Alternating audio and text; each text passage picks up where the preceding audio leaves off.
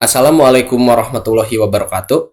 Saya Muhammad Dafa Marsyarobi dari kelas 03 TPLP 013 dengan NIM 241011400527. Kali ini saya akan menjelaskan materi tentang sistem berkas.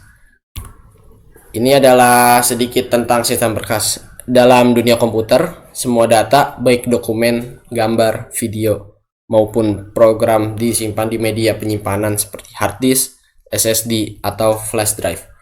Namun agar sistem operasi dan pengguna dapat mengelola data ini secara efisien, dibutuhkan mekanisme pengatur yang disebut sistem berkas atau file system. Sistem berkas bertugas mengatur bagaimana data disimpan, diberi nama, diakses, dan diatur dalam struktur tertentu. Tanpa sistem berkas, penyimpanan komputer hanyalah kumpulan blok data acak yang tidak dapat dimengerti manusia. Sekarang kita akan masuk ke pengertian sistem berkas. Sistem berkas adalah komponen dari sistem operasi yang berfungsi untuk mengatur penyimpanan dan pengambilan data dari media penyimpanan sekunder. Sistem berkas itu menyediakan cara bagi pengguna buat membuat file baru, membaca dan menulis data, menyimpan file dalam folder, ataupun menghapus dan memindahkan file.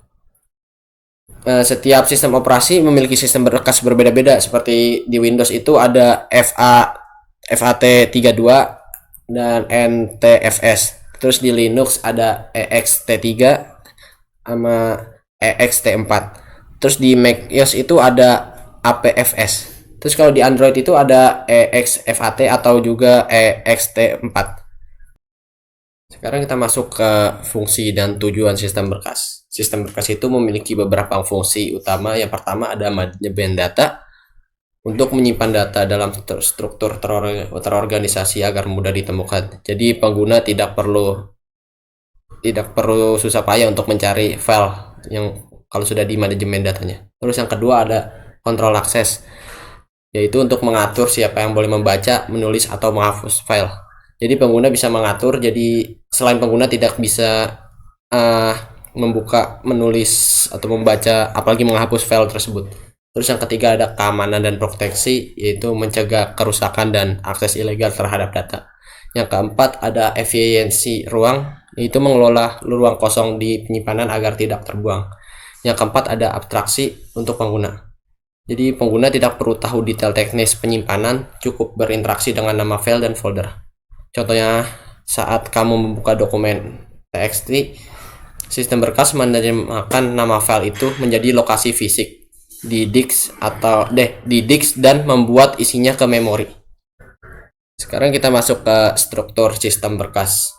Sebuah sistem berkas itu terdiri dari beberapa komponen penting. Yang pertama ada boot control block.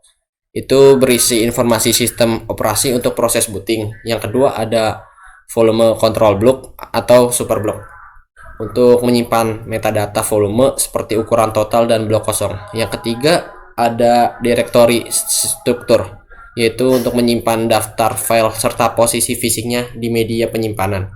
Yang keempat ada file control block atau FCB untuk menyimpan informasi detail tentang file, ukuran waktu, modifikasi, dan izin akses. Struktur ini memastikan sistem operasi dapat mengenali, memverifikasi, dan mengakses file dengan benar.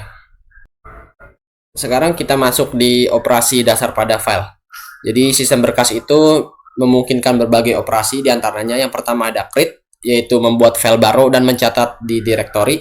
Yang kedua ada open, itu buat membuka file agar dapat dibaca atau diubah. Yang ketiga ada read, mengambil data dari file. Terus yang keempat itu ada write, yaitu menulis atau menambah data ke file. Yang kelima ada seek atau reposition, yaitu memindahkan posisi poin terbaca atau tulis di dalam file.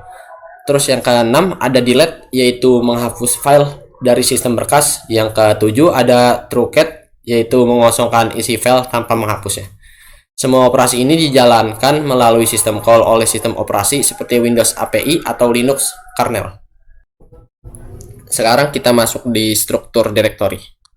Directory adalah struktur yang berfungsi untuk mengorganisir file. Ada beberapa jenis struktur directory. Yang pertama ada single level directory, yaitu semua file disimpan dalam satu folder besar. Dia itu sederhana tapi bisa membingungkan jika file banyak. Yang kedua ada two-level directory. Itu setiap pengguna memiliki direktori utama sendiri. Two-level directory ini lebih aman dan terorganisasi. Yang ketiga ada tree structured directory. Bentuknya hierarki seperti pohon. Ini paling umum digunakan di sistem modern, ada di folder dan di subfolder. Yang keempat ada acyclic graph directory. File bisa memiliki lebih dari satu nama, shortcut atau link. Struktur directory memudahkan pengguna menemukan file tanpa perlu tahu posisi fisiknya di disk. Sekarang kita masuk ke metode alokasi berkas. Data disimpan di blok-blok fisik penyimpanan. Cara pengalokasian blok mempengaruhi performa sistem berkas. Yang pertama ada contiguous allocation. File disimpan dalam blok-blok yang berurutan. Keuntungannya cepat dibaca, tapi kelemahannya sulit jika file tumbuh atau difragmentasi. Terus yang kedua ada linked allocation. Itu tiap blok berisi pointer ke blok berikutnya. Keuntungannya fleksibel. Kelemahannya sulit untuk diakses acak. Yang ketiga ada indexed allocations. Terus indexed allocation itu setiap file memiliki tabel indeks yang menyimpan daftar bloknya. Keuntungannya mudah diakses dan efisien untuk file besar. Digunakan oleh sistem modern seperti NTFS dan ext4. Sekarang kita masuk ke proteksi dan keamanan file. Sistem berkas juga berfungsi melindungi data dari kesalahan dan penyalahgunaan. Ada beberapa teknik yang digunakan. Yang pertama ada access control list atau ACL, yaitu menentukan siapa yang boleh mengakses file dan dalam mode apa. Yang kedua ada enkripsi, yaitu melindungi isi file agar tidak bisa dibaca tanpa dikunci.